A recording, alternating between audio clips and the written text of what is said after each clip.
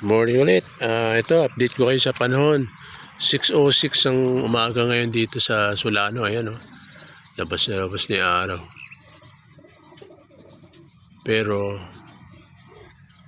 yun lang. Yung paligid, yung langit, medyo mapagpa yung langit. Tapos, yung direksyon ng ibon natin is dito eh. Ayan, oh. Direksyon ng ibon natin, ayan dyan. Mapag, ayan. Puro mapag. Ayan yung sinabi ko kanina. Pagka ganitong madilim, dyan dumidireksyon ng ibon natin. Pero pagka maliwanag, maganda, dito, ayan. Dyan. Problema, parehong madilim pa. May pag, ayan. Pagi. Ayan. Pero dito sa kinatatayuan namin, medyo gumaganda yung langit, nag-aasol na. Ayan. Tayantay lang tayo ng konting exist na oras para lumiwanag ito. Pero yung araw, ayan o, labas na. Ayan.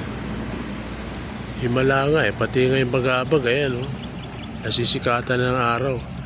Wala tayong bitaw dyan na ganyan na sumikat ang araw. Laging maulan, nabubuhay pa si Samuel. Laging maulan dyan ang bitaw natin, maambun-ambun pa. Ayan, malagay ng panahon. Pero lumiliwanag na yung parte ng direksyon doon. Miliwanag, nakikita na yung bundok. Lumilitaw na. Pero di natin alam yung direksyon ng ipon dyan na kung magliliwanag ba o ganyan, pagi. Kaya wala tayong kasigurudan. Pero kung maganda ang San Jose to pa Manila, yung ganitong sitwasyon dito, yan, yung ganyan, kayang-kaya ng ibon yan.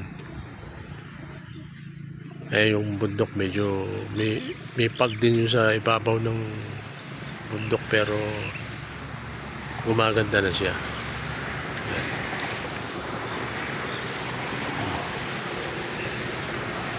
Sige, update ko ulit kayo mamaya. Ang ibon natin 603.